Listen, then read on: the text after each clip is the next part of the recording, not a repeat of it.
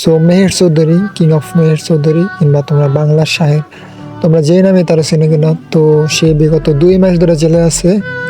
আর এর ভিতরে মানুষ যে কি নিউজ বাইর করতেছে, আচ্ছা ঠিক আছে, সর্বপ্রথম আগে এই ভিডিওটা দেখো। খুবই পরিচিত একজন টিকটকার, ওনার নাম মেবি হচ্ছে মেহের চৌধুরী। আগে পুলিশের হাতে ধরা খায় মেয়ে নিয়ে এবং ড্রাগস নিয়ে। মূলত উনি ড্রাগসের বিজনেস করতো মেবি এখানে। হ্যাঁ ভাই, আমরা মানলাম মেহের ভাই ড্রাগস নিয়ে ধরা গেছে, মেয়ে নিয়ে ধরা গেছে, কিন্তু ভাই তুমি কেন কইলা যে মেহের ভাই মানে মেয়েদের মানে করে, মানে বিক্রি করে, তারপর যে ড্রাগস বিজনেস এগুলা করে, এইগুলা বলা রাইট ভাই তোমার কখনো দেয় না। আর মেহের ভাই প্রতিটা মানুষের প্রতিটা অর্থাৎ জবাব দিবে, কিংবা কোনো নিউজ হয় না যে মেহের ভাই এরকম কিছু করছে, বললে তো নিউজ দিত, কিন্তু নিউজ দেয় না। আচ্ছা ঠিক আছে ভাই, তোমরা এই ভিডিওটা দেখো। আজকে আমারও একটা ফ্যামিলি আছে, আপনারও ফ্যামিলি আছে, তো আমাদের সবার দিকে তাকাইতে হবে।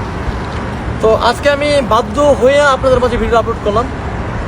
ওই দিন 10:30 মেয়ে তার বাসা থেকে হসপিটালে গেছে, হসপিটাল থেকে ওই আপুটাকে, যে আপুটাকে ধরা গেছে, আপুটার নাম আমি কিন্তু শুনছি, তুমি শুধু কোহিনুর, হ্যাঁ আপুটার নাম কোহিনুরই।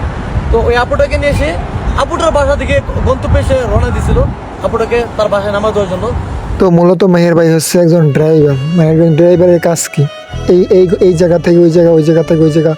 তো মূলত হচ্ছে ওই দিন রাত বাজে 10:30, ওই সময় একটা মেয়ে নিয়ে সে যাইতেছিল অন্য একটা জায়গা।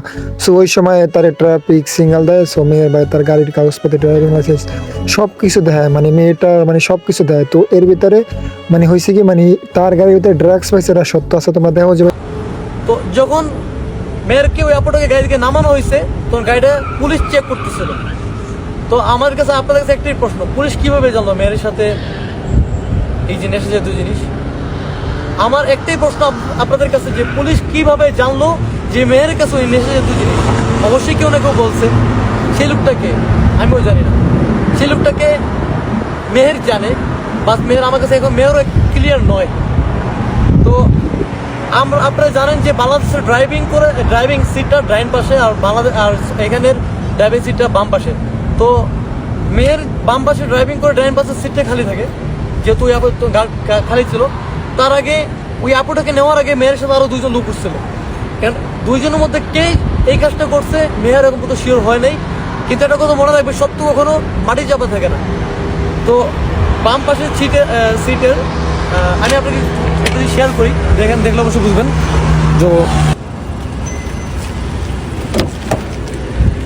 যেহেতু এটা ড্রাইভিং সিট, তো মেয়ের এই পাশে গাড়িটা চালাইতেছিল, এই সিটে খালি ছিল।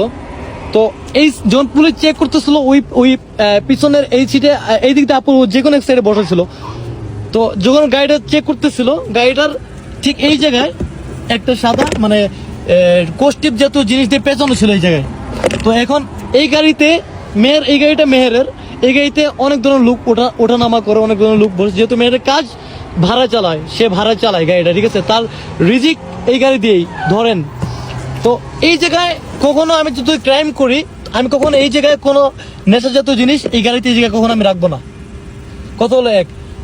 তো ভাই তোমার কথা একটাই বলি যে মানুষের খারাপ সময় মজা নিও না। মেয়ের ভাই কোনো ড্রাগস বিজনেসার না, কিংবা কোনো মেয়ে কিডন্যাপার, এরকম কিছুই না ভাই। হ্যাঁ মনে করো যে ভাই সাদাসিধা একজন মানুষ, অনেক ভালো একটা মনে মানুষ, তোমরা যারা ভিডিও দেখো তারা বোঝো। এর ভিতরে তো অনেকেই কমেন্টে মানে নানান ধরনের বাজে গাড়ি দিতেছো, হ্যাং ত্যাং। আমি মেহের ভাইয়ের সাথে কথা হয়ে যতটুকু বুঝছি, আচ্ছা ঠিক আছে, তোমরা মেহের ভাই এই ভয়েসটা আগে একবার শুনো। আমি তো এখন জেলখানা থেকে কি বলবো আমি জানি না, তবে বলতে পারি যে আমার মুখের ভাষা, আমি আমার দর্শক যারা আছে, তারা আমার ভাই, তারা আমার বোন, তাদের জন্য বলে আসছে, তারা আমার বাংলার শায়ের বানাইছে। আমি জেলে থাকি আর বাইরে থাকি, আমি বলবোই। আজকে ভিতরে আছি তো কি এই না যে আমি এখানে মরে যাবো, যদি মরে না যাই, যদি বের হই, ইনশাল্লাহ আমার মুখ থেকে আর অনেক কিছু দেশের মানুষের জন্য বের হবে ইনশাল্লাহ। তো ভাই কথা একটাই, সবাই মেহের ভাইয়ের জন্য দোয়া করো, মেহের ভাইয়ের জন্য খুবই তাড়াতাড়ি বেরিয়ে আসতে পারে। আর ভাই কারো খারাপ সময় কেউ মজা নিও না। আর এটা মেহের ভাইকে ফাঁসানো হয়েছে, ইনশাল্লাহ মেহের ভাই যদি বের হয়ে আসে, তোমরা তার মুখ থেকে সব কিছু শুনতে পারবো।